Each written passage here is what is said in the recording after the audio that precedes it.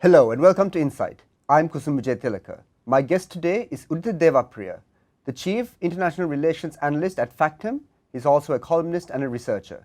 Hi Uditha, thank you very much for being here. Thank Really you for having appreciate it. I was just speaking off air saying how Insight gives me an opportunity to speak to most of the people that I've been reading over a very long period of time, and you're one of those people, so really appreciate you being here. I'm flattered that you read me in the first place. Sure. Thank you so much.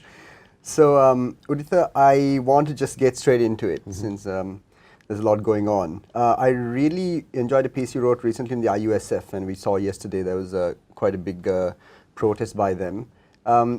You noted in that piece, interestingly, you stated the radicalization of the middle classes, and that's something that I've also been noticing. And at least you said a temporary attachment to the IUSF, knowingly, unknowingly. If I may just quote a piece from that, I strongly believe, I quote, I strongly believe that the future of this country depends on a definite tilt to the left, if not the centre left. It also depends on active engagement with Parliament. This is why Kumar Gunaratnam's call to go beyond the legislative process smacks of the same mistakes made by Rajapaksa. It assumes the will of the people without bothering to assess it.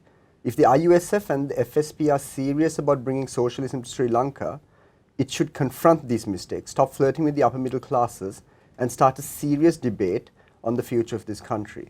So I wanted to ask how you saw the IUSF and whether you feel there's a genuine sort of tilt towards the left, and how you base that on. Well, firstly, Kusum, my take on that is that what we are seeing right now, I mean with a deteriorating economic condition and so on and so forth, what we are seeing right now is a section of Sri Lanka's predominantly Sinhalese and predominantly Buddhist middle classes being radicalized. So earlier they had the luxury of taking sides. They could side with either side of the ideological line as far as Sri Lankan politics is concerned.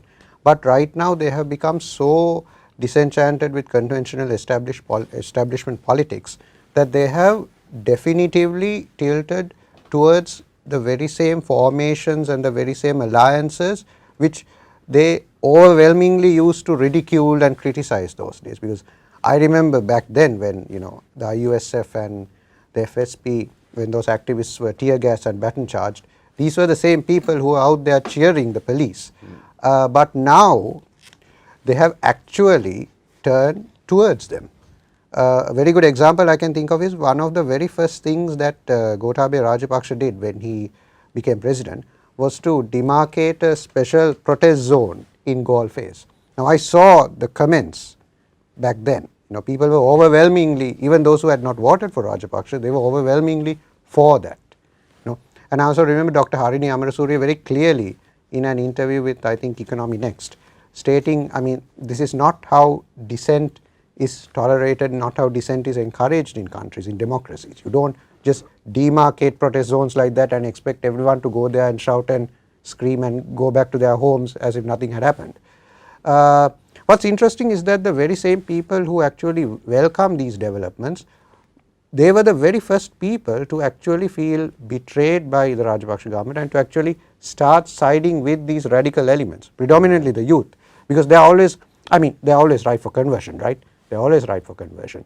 So whether or not they consciously feel that they are tilting towards socialism or towards a left, center left political formation, I would say more on an emotional rather than intellectual plane, they feel sympathetic towards the IUSF. So, I mean, the IUSF just made use of that opportunity. You can't blame them. They were playing a very pragmatic game, and they actually played that game really well, because many of their slogans like increase social welfare, I mean, improve social services, I mean, things that are along the redistribution line. I mean, they are distributionists at heart. They want more public spending on health and education. These things resonate with a middle class that feels increasingly cut off from the state because their economic condition has, I mean, the middle class is all but completely wiped off right now because of price hikes and all that. So there was a sort of conjunction between these two developments. On the one hand, the middle class going into near extinction in Sri Lanka, and on the other hand, the IUSF taking the upper hand in the protest. So these two developments came together really beautifully. However, I would like to add this caveat, I don't know whether that means whether that means that these middle class elements, whether they really feel ready for a socialist transformation in this country. I do not know whether they are socialists, I do not know whether they are centre leftists, but I do know is that on an emotional rather than an intellectual plane, they feel at home with the IUSF FSP crowd. How do you view the recent polls that came out? I think Dr. Ravi Rananeliya has written extensively. His organization, the Institute for Policy Health, Institute for Health Policy, was the one that published these results. It showed what we expected, in that the support for the Pohot tour and Gotabaya Rajapaksa has collapsed. But the other side of the coin is that the main opposition, SJP, has been unable to sort of take advantage of this.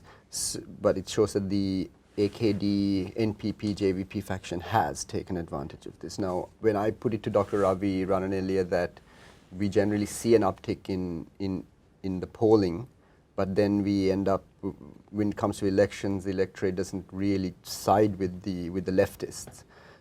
Maybe there's a culture of Sri Lankan culture against leftism because of the JVP insurrections, etc., especially in the urban areas. How do you see the urban areas specifically?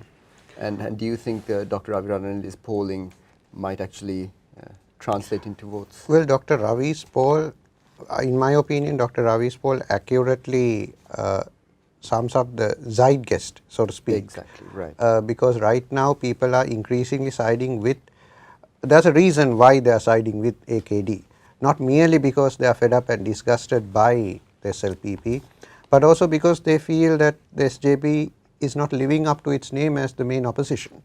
So, and also AKD, Anurakumar Dissanayake and his troop, they have been one of their biggest strengths has been their ability to unveil corruption. I mean, the recent episode where they, at a press conference, they just released file after file documenting corruption in this government. That was really well taken by the public. Even those who earlier used to criticize and lambast them. But you are right, there is a disconnect between these polls. I mean, when you click on your candidate of choice, you are always moved by the moment. You think of all the things that motivate you to vote, and then you click that button. But then when you are at an election voting booth several days before elections, I mean right before you enter the polling booth, those old tendencies, I mean it's not peculiar to Sri Lanka. We tend to vote for the mainstream.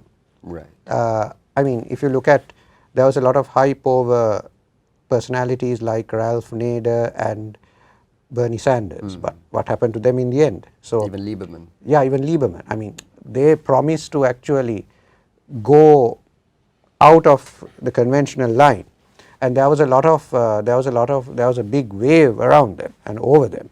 But come election day or come nomination day, they were swept away. This is not peculiar to Sri Lanka. It's there in the US, it's there in the UK, and so on and so forth. But it's tragic because the way I see it, the JVP has never been fully given a chance to prove its worth. Right. They were coalition partners, very short-lived government under Chandrika Kumaratunga. About 1 year, I think. For about 1 year.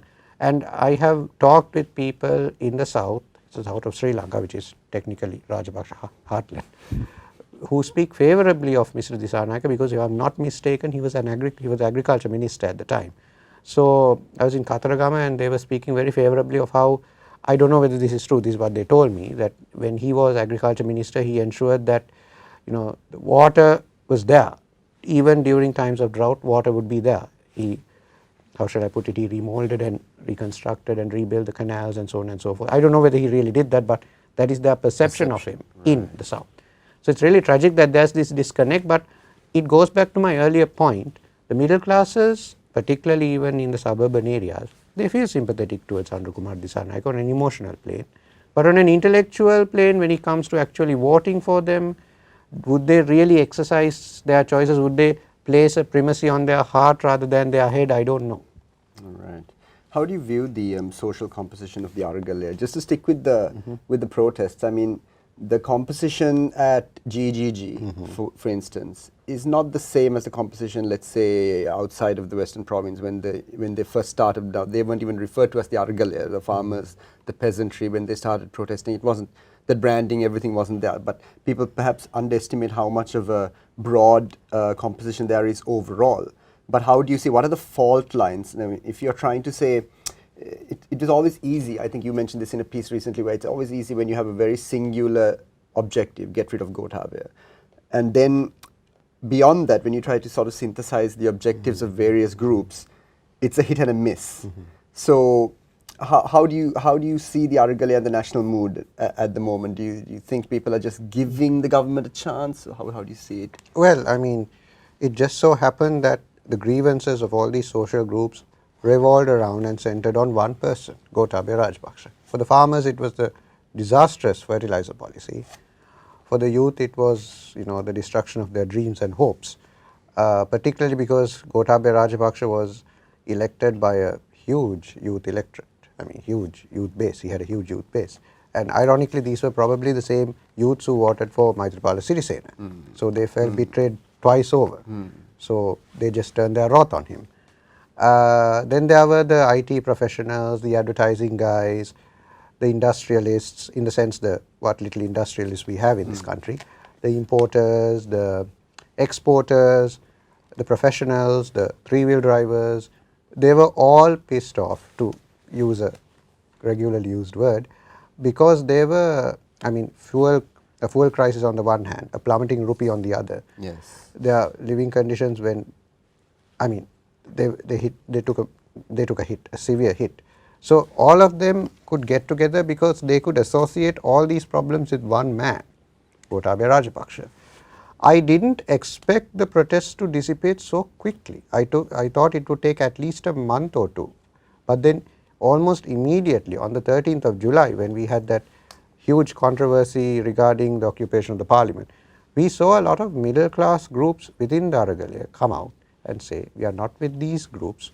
These groups, they actually stated that these groups, these radical groups, these socialist groups, they actually tarred them with the socialist brush in a condescending way. We are not with them, they are not with us, they never led this movement, we were at the front lines. So it's at this point that a sort of breach cropped up between the constitutionalist wing and the populist wing. Right. So there are those who say that there's no point talking about a constitutional solution to the crisis because this is not a government with enough legitimacy. You need legitimacy as well as legality. Then there are others who say stick to the letter and the spirit of the law, don't go beyond that, don't try to occupy buildings because we are done and we are through with that.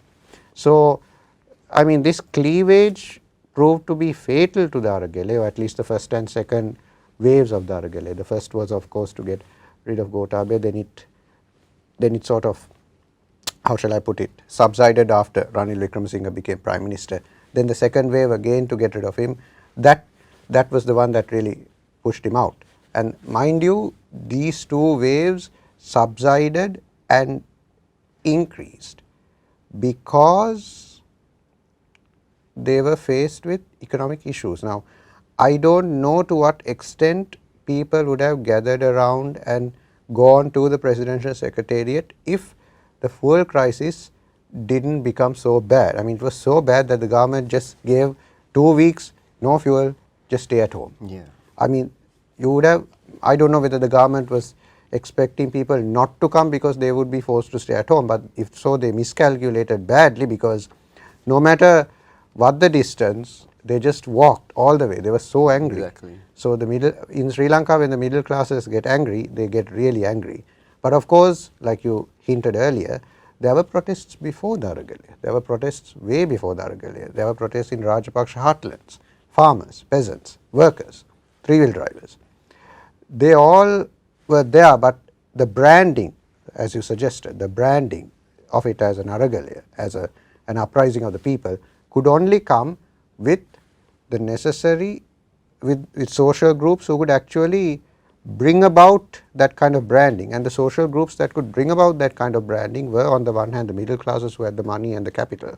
Right. And on the other hand, the IUSF, the FSP, those radical left groups that could actually bring about, that provide a radical cosmetic, so to speak, to the protests, so to speak. So these two groups got together for a very brief time, but once their main objective was achieved, we are obviously seeing cleavages right now. I mean, that's inevitable, but also, like I said earlier, I didn't expect those cleavages to surface so quickly.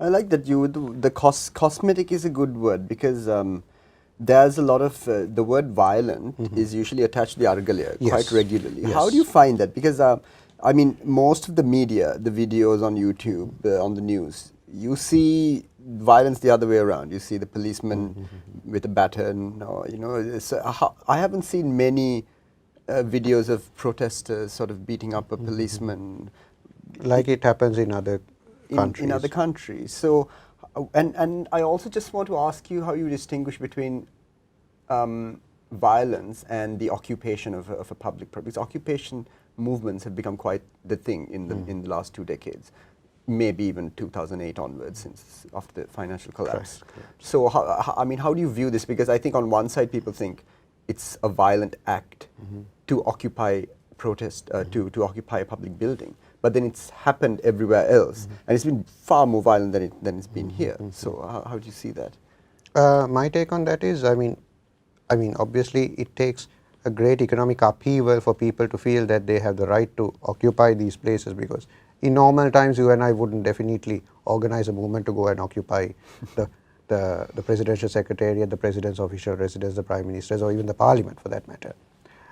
So economic deprivation is an obvious and an essential must for these developments to come about. At the same time, what happens is that with economic deprivation, people feel that they have been let down by the system. So if people feel that they have been let down by the system, they feel that they have to reclaim what the system has betrayed. Why has the system betrayed them? Because they have been systematically alienated from the very system that helped these politicians come to power. So when that happens, they feel it's almost an obligation on their part to actually go and show these elites that these places belong to them. They belong to, the traditional middle class take on that would be, we pay taxes and this is ours. But for poorer sections of the population, they really feel this is ours. There's no talk about taxpayers, or there's no talk about paying taxes or whatever. This is ours. And in fact, you saw that in 1956 as well. People really felt that this was our government, our peyandu. They came to, the parliament back then is the presidential secretariat now. They came, they sat down, they watched the proceedings. This was the very first time that this had happened. And Mr. Bandaranaike, Prime Minister at the time, he just let that happen. So it's an incredible social transformation. I wouldn't say that it happens all the time, but it happens only on a very momentous occasion when either people feel that the government of the day has allowed them to reclaim what is theirs, or the government has betrayed them so badly that they feel they have to forcibly reclaim what is theirs. That's a very good point, Uditha, because actually all the photos we see from the Hartal period are in front of the presidential secretariat. Yes. But that's the parliament. Yes, right? that was the parliament then. So I think the crowd, when you look at that crowd that appeared during the parliament in the 1950s versus the crowd that went up on the 30th of June, July, I don't think you can even compare those two crowds. So I really feel that if there was a real movement to sort of occupy parliament, it could have been done quite easily, because the Hartal showed that there was quite a large crowd. Yes, and remember, there was a number of occasions before 13 July when people just went to parliament and they prevented MPs from coming out, even opposition MPs. Yes.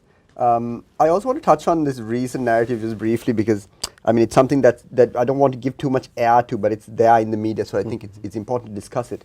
There's a narrative being spread that the Aragalia and it being a movement to weaken the state as opposed to reform the state, which is a very interesting way they've twisted it, right? Because all of it was about reform, but now they've started, there's an overlap between this LTTE resurgence, NGOs, the foreign conspiracies, and using that line, and it's very easy to include the weakening of the state, and then I saw the people have mentioned the risking the Sinhala Buddhist mandate, that sort of rhetoric.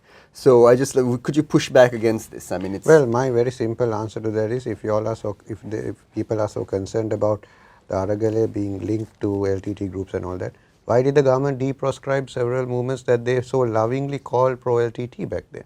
I mean, if I am not mistaken, even the Global Tamil Forum, they deproscribed it. Yes. Why are they doing this? Because they realized that to go ahead to re-establish foreign relations, to try to actually recalibrate those foreign ties with certain countries which they lost, you have to do these things.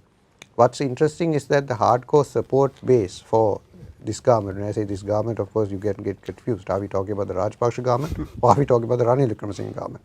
Either way, those people who die-hard supporters of this government are touting that line, but I don't know whether the government is encouraging it or not. I don't know whether they are encouraging it tacitly or encouraging it explicitly, but so far the actions, I mean, deproscribing certain groups that had been demarcated as terrorist or sympathetic towards terrorist outfits, this is in contradiction to this line that they are spreading about the Aragale itself being funded by diaspora groups. I mean, even Mr. Rajapaksa was very firm on the point that he wanted diaspora groups investing in Sri Lanka. I mean, would you rather criticize a grassroots movement of encouraging diaspora groups to come in and invest money, or would you criticize a government for doing the same? So this whole narrative about the Aragale being funded by these various insidious interests and so on and so forth, it really falls flat on the face when you realize what the government itself has been doing since Gotabaya Rajapaksa's presidency. Of course, it's difficult to say that, I mean, it's difficult to say that the Aragale was crowd funded, you know, right. because yeah. I mean, there were solar panels there, electricity was provided 24/7, I mean, and food was, I mean, I was there, food was provided for all 3 meals of the day. There was food, there was water. It's difficult to say that it was self-funded. It obviously had funding from somewhere. I asked a protester, very normal guy, as to who he thought was funding the protests, and he very frankly said the Frontline Socialist Party.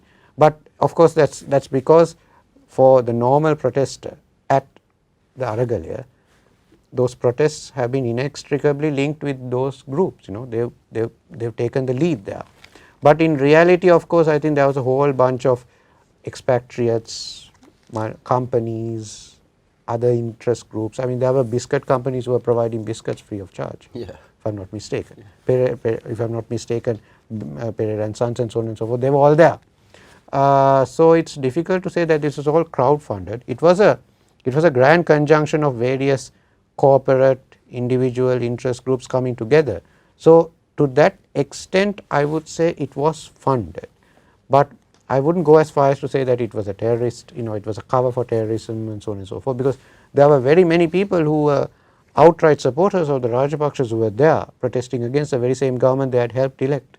So it's difficult to come to conclusions about that aspect to the protests. And just on the weakening of the state, I mean, there's an interesting partnership that's developing that had been developed between the state apparatus and the military, right? And the this peak during the COVID-19 vaccination program, where I mean, the military. It was an excellent example of deploying the military in a manner that's efficient, and where you can't reach a certain capacity, you bring the military in, and it worked perfectly. But then we saw the other side when it comes to the crackdown on protesters. Now, obviously, not necessarily the military itself that cracks down, it's the security forces in general, the police, police, riot squad, STF, etc. But how do you view this? Ranil Wickremesinghe's made a few very overt gestures. Even recently, he went there was with the Dornier launch.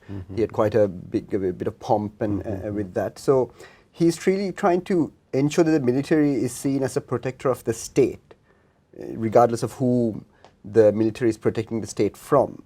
And is this underestimating the working class roots of the military? I mean, most of their families are clearly suffering as well. What are your thoughts? Yeah. So the first point is your very last point. Sri Lanka's military is quite unlike the Indian and the Pakistani military in that, if I'm not mistaken, we don't have cantonments. What we have is a bunch of people who come from the same community that their neighbors do. So their families are probably, I'm not too sure, suffering from the same shortages, the same price hikes that their neighbors are. So that's the first point. The second point is at the same time, they have sworn allegiance to the state. That is there in their so-called their contract of employment, so to speak. So they have to take sides with the state. Number 3, when a situation like this arises, where people are so angered with the state, the same people who valorized the military for their role in the end of the war, they feel at a crossroads. They don't know which side to take. And we saw this very clearly on 9th July. We saw, I wouldn't say several, I wouldn't say a number of, but a few army soldiers, taking sides with the protesters. We saw police officers at the presidential secretariat taking selfies with the occupants. What does this mean? It means that for that particular moment, at that particular moment, they switched their allegiances to those who they felt were their peers and their compatriots. So this clearly draws a line. I mean, this, for me, it's interesting because it clearly shows us the difference between the army and the police in Sri Lanka, who are always at the receiving end and not unjustifiably so of criticism by the public, versus the army and the police in countries like Egypt, India and Pakistan, who are ever ready to crack down on protesters as hard as they can, to the extent that they would shoot at I mean, it's not that we haven't had instances of soldiers and police officers shooting at protesters, but the culture in those countries is so different, where even the slightest murmur of dissent would be enough to bring a rain of bullets on your body, just like that. So here it's different because, well, number one, this is a small country where everyone knows everyone else. Yes. Number 2, these boys and these girls who come into the army, who come into the police forces, they come from certain backgrounds, they come from villages, they come from suburban areas, and they know their relatives, they know their communities well. So to a certain point, they will take their allegiance to the state as a given. But beyond that, like what happened in an extraordinary day like 9 July, whether they will be willing to actually cross the line is a question. I mean, 9 July for me was the peak. It was the peak. There has never been another day like that in Sri Lankan history after independence. So that was the peak at which they felt they could cross that line, and many of them did. I wouldn't say many of them, a few of them did.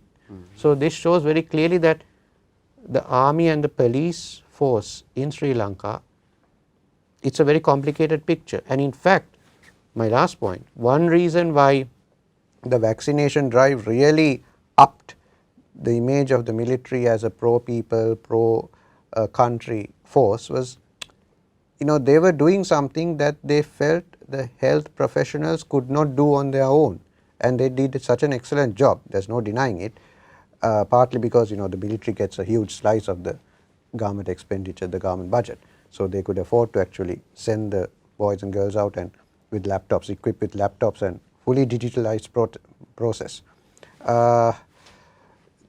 That was the peak of, as far as the perceptions of the military go, that was their peak, that was their high moment. And then of course it came crashing down, and they felt, I mean, I'm pretty sure the army feels that Mr. Rajapaksa did not do enough to protect them. So Mr. Wickremesinghe has taken it upon himself to actually perform that task of salvaging the army from the moral degradation to which they have fallen. So that's a new task that he has set up for himself. Right. In a recent piece called A Brave New World, I'm just going to quote your piece. In Sri Lanka, the first and second waves of neoliberal authoritarianism, the 2 UNP administrations of J.R. Jayawardena and Ranasinghe Premadasa, would be followed by the election of a Clintonian third-way centrist regime led by the daughter of the same lady associated with the country's dalliance with socialism.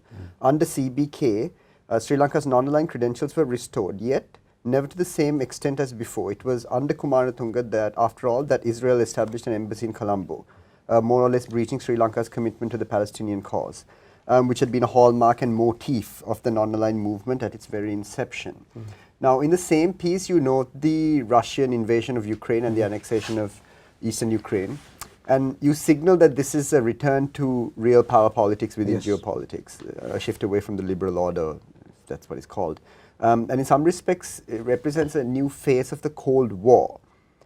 And you also question whether perhaps the Cold War was ever really over in the first place, right?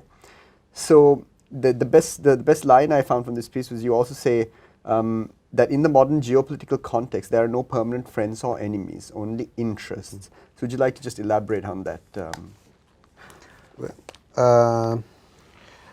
A lot of people after the Cold War misread two very important documents that were written about the end of the Cold War. You obviously know this, Huntington's and Huntington's thesis about civilizational clash and Fukuyama's thesis about the rise of a liberal order. Clash of civilizations versus the rise of a new liberal order. And then there were other theses propounded by lesser intellectuals there were certain intellectuals who stated outright that every country that has a McDonald's outlet would be free from conflict and war. There were theses like that propounded at the time. Unfortunately, around a year, just less than a year after such theses were propounded, you had the devastating war in Bosnia and Yugoslavia. So, for 10 years from 1991 to 2001, there was this feeling that, it was unprecedented in human history, recorded history at least, because for the very first time in recorded history, one country became the only, went on its way to become the only superpower in the world, and that was the US. China was nowhere near where it is now. Russia was in tatters because it was, on the one hand, it was being fragmented into bits and pieces, and on the other hand, the oligarchs were ever ready to catch up and lap up the spoils of privatization and all that so forth. It all vanished in 2001 when 9/11 happened, because that was a rude awakening for many who thought that the world could be sustained purely on within a liberal framework. It could not. It could not be sustained because the very system that had entrenched liberalism on a world scale produced and projected inequalities, economic, social, political, that could not be sustained by liberal rhetoric. They could not be ameliorated by that. You obviously needed more radical solutions. But the world order at that time was simply not ready, simply not prepared to accept that these alternatives needed to be there. It was in the late 1990s that a whole, one country after another experimented in what the late Mangala Samaravira formulated as a radical centrist, movement. You had Tony Blair in the UK, you had Bill Clinton in the US, and then in Sri Lanka you had Chandrika Kumaratunga. Their objectives were to escape the Cold War mentality, the neoliberal Cold War mentality, and at the same time try to move little by little to the left. Chandrika Kumaratunga, she was obviously the head of a party that had been associated for a very long time with socialist politics in Sri Lanka. The Democratic Party was a party that had been associated for so long with civil rights and all those other, abortion rights and so on and so forth. Bill Clinton was talking about welfare reform. That was the very first time that the Democratic Party talked about welfare reform, in the sense, it was basically echoing Republican rhetoric about welfare, about government expenditure. The same goes for Tony Blair's Labour Party. They were talking about welfare reform, they were talking about a right to work as much as a right to unemployment benefits. So all this came to Sri Lanka as well, and one impact of it was we started to see the world differently. My argument is that while the rest of the world has moved away from that outlook, moved away from that perspective, we are still stuck in that framework, and there's no better evidence for this, in my humble opinion, than Rajiv Vijayasinghe's recently published book on his memoirs of working in the foreign policy front under Mahinda Rajapaksa. He very clearly states in his book that the foreign policy establishment is staffed by very many people and officials who think Africans are inferior to Westerners. He quotes a conversation he had with certain diplomats and officials, and I mean, it all comes out very well. We are still stuck in that mindset and framework. So, my opinion is that we are re-entering a world where power has become the overwhelming thrust of international relations. Putin clearly shows that at these tensions that are rising in Taiwan, with Nancy Pelosi coming over there and China just ever so slightly threatening to do something about it. We are seeing a return to power because once again we have more than one superpower in the world right now. We have China, we have Russia. They are nowhere near the US. From a certain perspective, you can't really compare them with the US, but this is superpower competition and we are still stuck in that 90s framework. We have never really gone out of it. We need to be more realistic when it comes to foreign policy formulation, when it comes to our way of looking at the world, but we have never really done that. That is why we are in this mess in the first place. Right, I mean that's a very good way of looking at the world, right? I mean we have all sorts of interesting partnerships that transcend the historical narrative. I noted Iran and Qatar.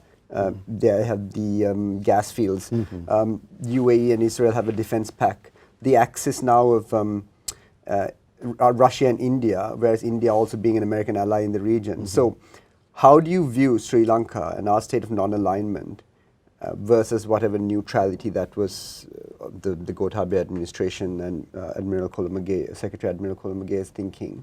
And how do you view the Yuan 5 that's caused a bit of controversy recently? Well, to be fair, by Mr. Rajapaksa, I think one of the very first things he did, I mean he signaled from the very beginning that his policy would be India first. And in fact, the very first head of state that he invited as a guest to the country was Narendra Modi, not Xi Jinping.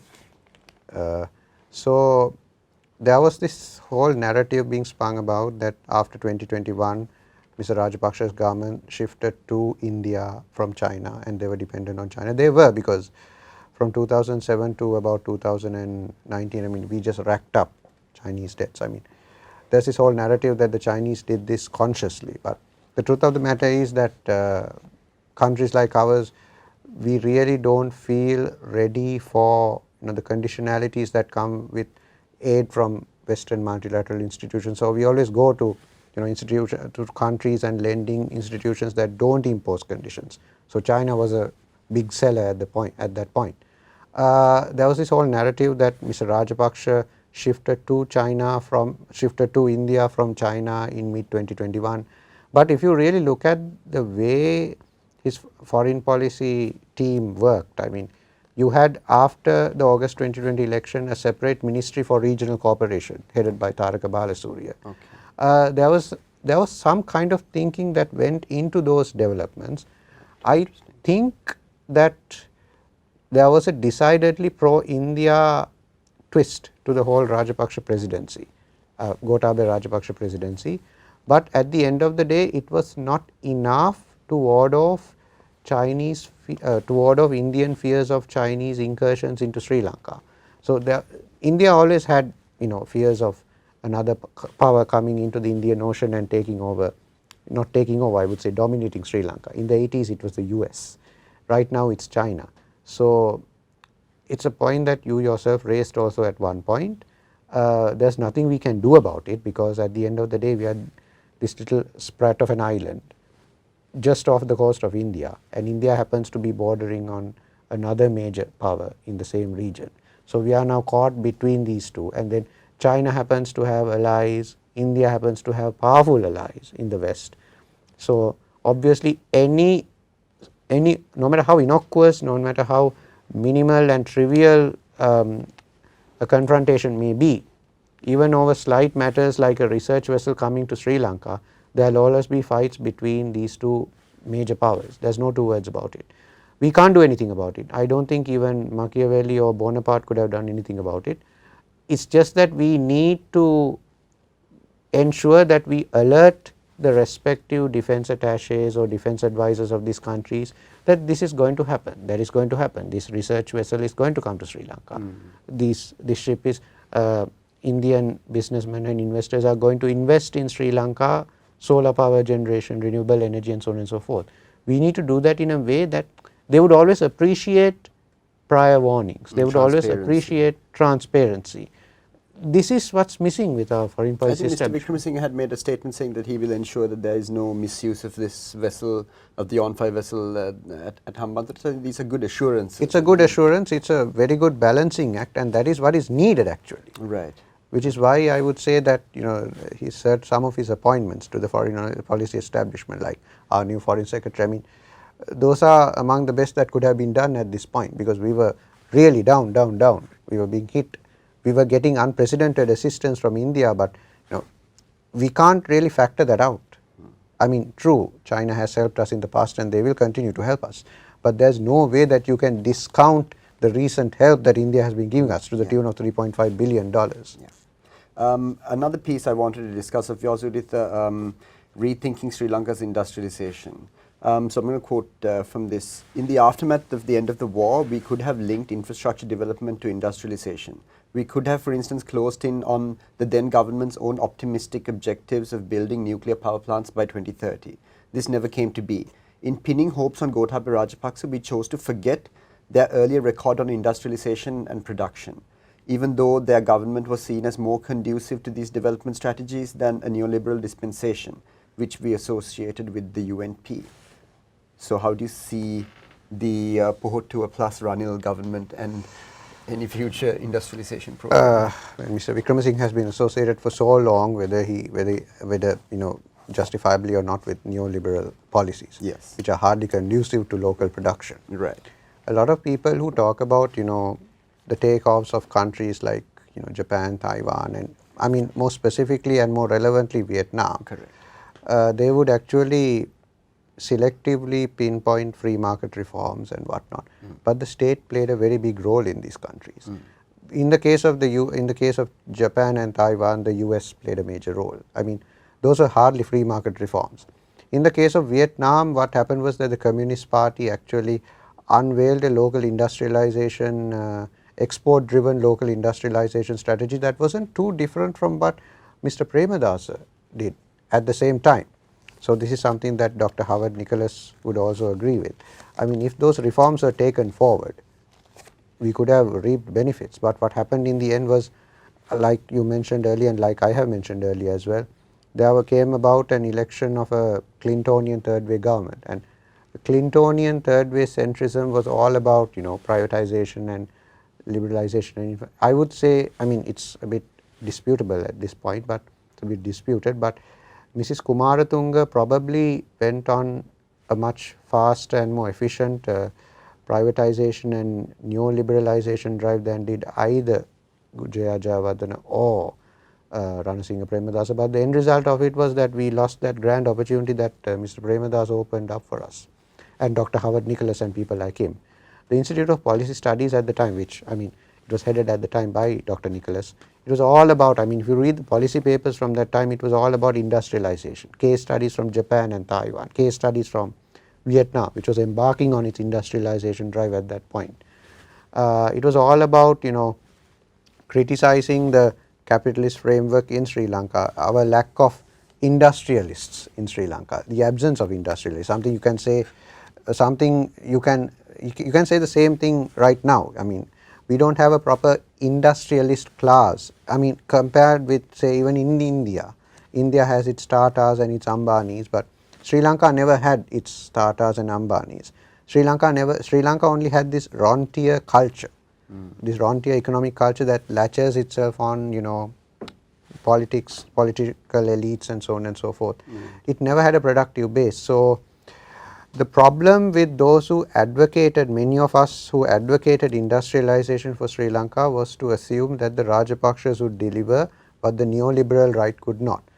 Today, the neoliberal right has, as represented and epitomized by the UNP, has got together with the Rajapakshas' dispensation. Without the SLPP, Ranil Wickremesinghe would not have been president. And right now we are seeing a section of the Samagi Jana Balawegaya that owes its existence and its, how shall I put it, its political destiny to Mr. Wickremesinghe, ever so slightly siding with him as well. So Mr. Wickremesinghe is a grand unifying figure.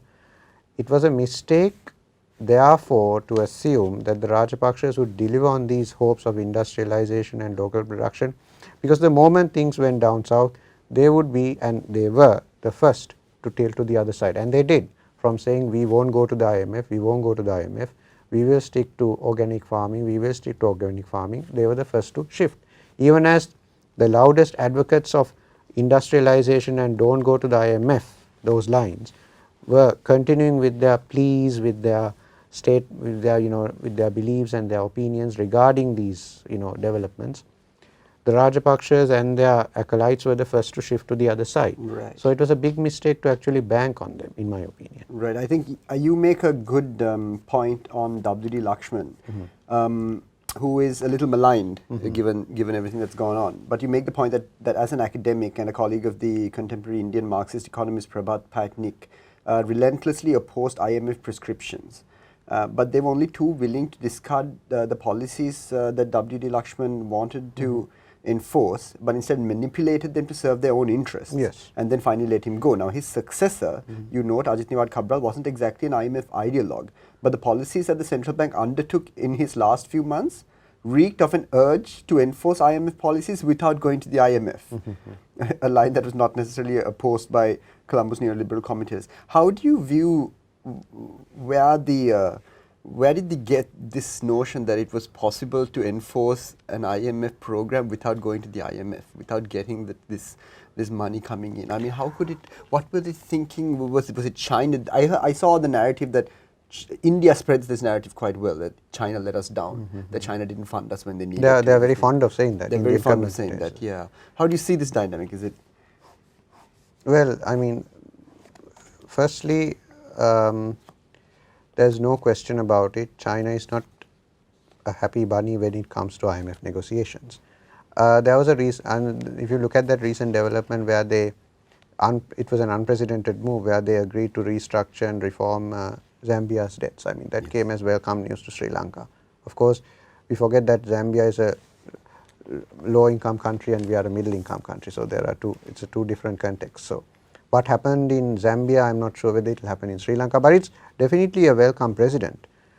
Regarding the doing the IMF thingy without going to the IMF, the IMF at the end of the day is there. It's a confidence boost to the global Eurocentric Western financial system. So even if you, I mean, this is the perception, even if you commit yourself to IMF reforms without going to the IMF, that still may not get you anywhere because it doesn't have the IMF's magic seal on it. So the IMF in this instance serves as a confidence boost. You associate your name, your country with the IMF, you are promised vast tranches of aid and whatnot. Of course they come with their strings attached. But even if you go the IMF way without having the IMF in, it won't take you that far. At least that's the perception. There's a perception in this system where the IMF calls the shots, the World Bank still calls the shots, and so on and so forth. There's a holy trinity here: multilateral financial institutions, local and foreign economists, and credit ratings agencies. So if you don't get a seal of approval from these three groups, you are obviously going to go down, unless you are going to go down where we have gone down. And we have gone down a terrible path, in the sense we have defaulted on our debts, and no lender, no country is going to come to our assistance now. The World Bank has been very clear about that. No more funding until the IMF agreement is reached. At the same time, it is possible to evade the IMF line, and it has been done in the past. That's what Mahathir Mohamad did in Malaysia. But of course, I would say that that requires leadership of the sort which is sorely lacking in this country. In this country, it's easier to bash the IMF. It's easier to say, no, we will not go to the IMF, rather than saying we will come up with an alternative plan which helps the poor, keeps them on a lifeline while taxing those who haven't given their due to the state. Did we come up with such a plan? No, we didn't. We were worried. There was a legitimate fear about not being able to repay our debts, which is why Mr. Cabral was very firm on the point that we had to pay those bonds. So there are two sides to that argument. On the one hand, we could have used the $500 million that was paid in January, I think, to procure urgently needed supplies of fuel and whatnot. On the other hand, Sri Lanka, and this was noted by a very reputed financial analyst as well in the West, Sri Lanka went out of its way at that point to convince and to reassure investors in the West that the country was committed to repaying its debts. So the country went out of its way. All this dovetails with certain debates about debt in the global south, about COVID-19, about whether it's really morally, ethically sound to insist on these countries to repay their debts at a time when they are faced with crushing burdens and whatnot. So it's not just Sri Lanka. Right now other countries are following us as well down the path that we went down. It's all a big debate, but my take on this would be, there is definitely an external dimension to this crisis, but there's definitely a significant internal dimension to this crisis as well, as far as Sri Lanka's the ineptitude of Sri Lanka's leadership is concerned. So there are two sides. Whenever you are assessing Sri Lanka's situation as far as this issue of industrialization, this issue of economic collapse is concerned, you need to look at both sides, I think. I think from the same piece, I just want to quote you. Where does this all leave us? The same lesson we learned in 1965, 1970. Relying on petty bourgeoisie formations take us nowhere and lead us to a shift to the right. In 1970, no one would have imagined that the SLFP would emerge as an advocate of free trade zones. 5 or so years later, Finance Minister Felix Dias Bandaranaike advocated them. In 2019, no one would have imagined that the SLPP recommending the IMF line. Now the President has emerged as its biggest supporter. Those who battled for industrialization and production, meanwhile, are left in the dark. This is sad. This should not happen again. So, I mean, like you said with Dr. Howard Nicholas, etc., the industrialization conversation is just not there. It's not even, I don't see much of it discussed in, for example, the Common Minimum Program doesn't have much of it. So, or even the blueprint. Even the blueprint for that matter, yeah. So, I mean, now we are at a stage where the average Sri Lankan, the middle class, upper middle class, they want answers, they want solutions. They've gotten over the need to revolt and all of that. So how do you view the narrative that we need a unity government, that we need or a multi-party government?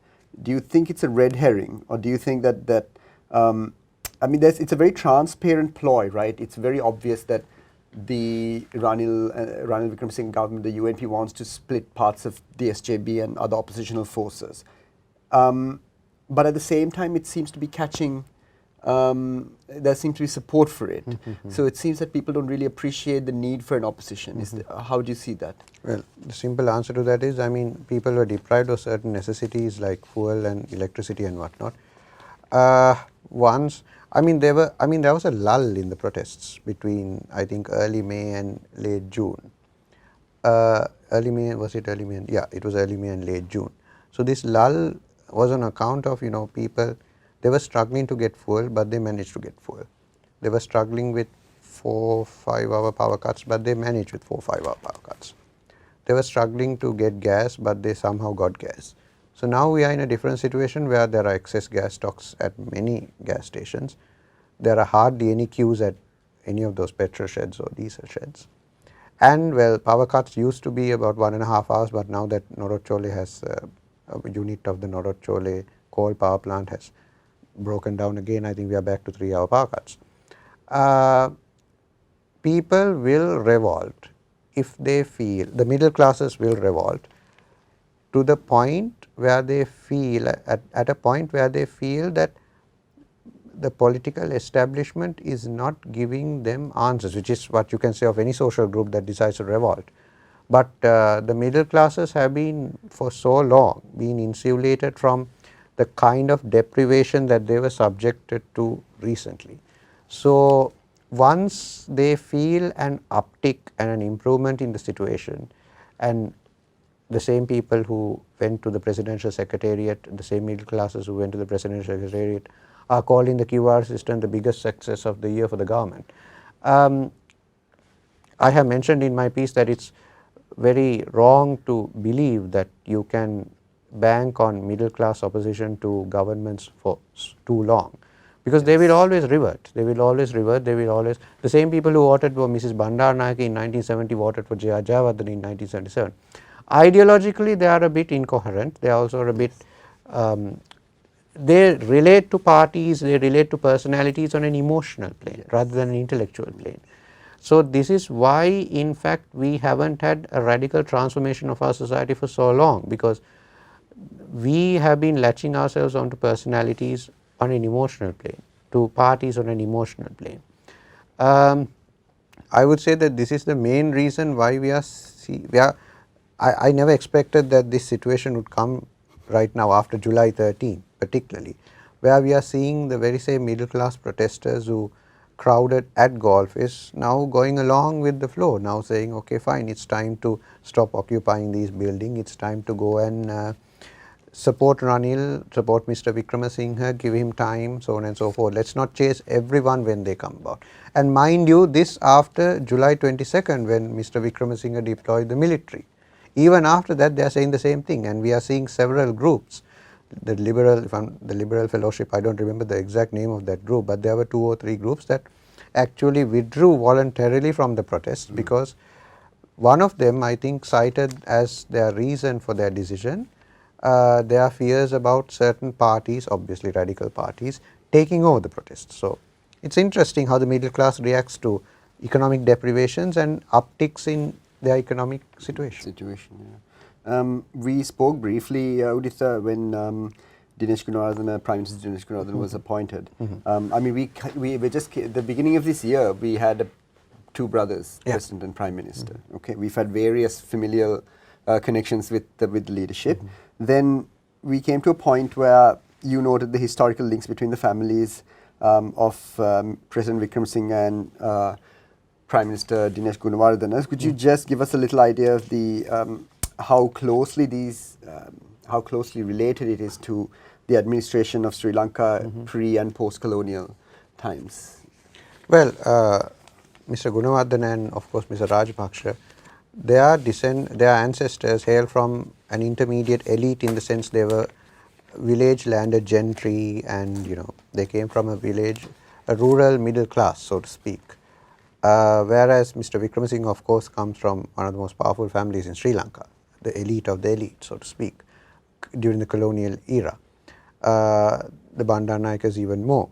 So, various networks of kingship, of loyalty, I mean Sri Lanka's politics has always been determined in the final analysis by commonalities which you would not associate with a proper democratic system. I mean, we are not just talking about caste, we are not just talking about family clans, we are talking about schools, we are talking about my brother's cousin married this brother's, my brother's cousin married this particular person who belongs to my family. So, it is interesting that you come across links between families who would otherwise be dead enemies with each other. I mean, ideologically speaking, of course, I mean, they would be at the end of the day they would turn to the right, they would turn to the left, but they would be on the left, they would be on the right, but family wise they are still same, they are still the same buddies, they meet at the same clubs and so on and so forth. So, I suppose one big reason for this has been the smallness of our country. We are a small country. Very simply put, we know each other. I mean, everyone knows everyone else, unlike say a country like India, where distinctions can be maintained to the extent that political divisions between the 2 parties, the 2 main parties, are possible even on personal lines.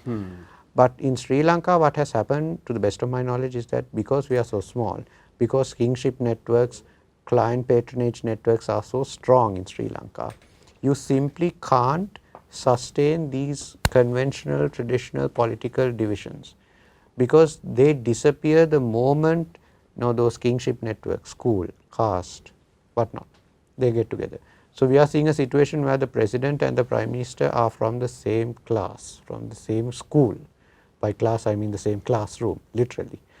But they come from 2 very different families as far as political ideology is concerned. I mean, Mr. Wickramasinghe is associated with right wing politics, whereas Mr. Gunawardena's family has been, I mean Mr. Gunawardena's father was this father of socialism. It doesn't get more left wing than that. They are supposed to be the best of enemies, but now they have become the best of friends as far as political appointments go. So it's an interesting, like I said, this is a very unprecedented period in Sri Lanka. The last time this happened, Philip Gunawardena was minister in Dudley Senanayaka's government, but that was a very different time. This is a very different time. This is a time where the SLPP's blessings have enabled Ranil Wickremesinghe to become president. This is something that one would never have hoped for. One would never have expected. So for my last question, Uditha, can I just ask you, I've been a UNP voter predominantly throughout my life. Now Sri Lanka's Grand Old Party is trying to revive itself, Yes. However it can, right? So how do you finally view this alliance between what some people have called an ultranationalist party? They themselves on their website call themselves a progressive party, so I don't know how you view the haute tour. But how do you see this a moderation between these two, a right of centre UNP and the SLPP? Do you think, how do you think it will end? Will it end in tears? Or? Well, right now the SLPP depends on Ranil and Ranil depends on the SLPP. But I wonder, is it just a marriage of convenience? Are the two ideological lines touted by these two groups really different from each other? In 2019, the SLPP could validly claim that Ranil's dispensation, Ranil's party, Ranil Wickremesinghe was everything that Sri Lanka, was everything that was antithetical to Sri Lanka's interests, anathema to its interests. But right now we are caught up in this unprecedented situation where Ranil has been elected through the SLPP. At the end of the day, I suppose it shows that no matter what the ideological differences between these two dispensations and groups may have been back then, right now they have disappeared.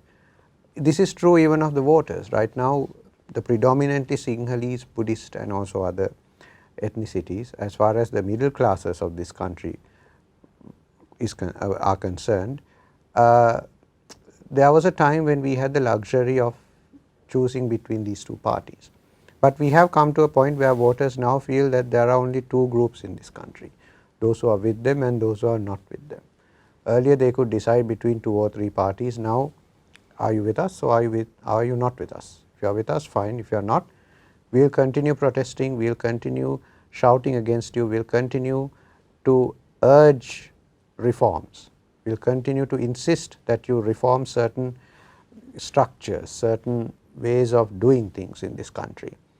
Right now it is an us versus them situation as far as politics in this country is concerned, and within this framework it has been very easy for Mr. Wickremesinghe to ensconce himself in the SLPP. It would not have been possible 2-3 years ago, but it is possible now because it is a purely us versus them Mexican standoff in Sri Lanka as far as the voters and as far as the politicians are concerned.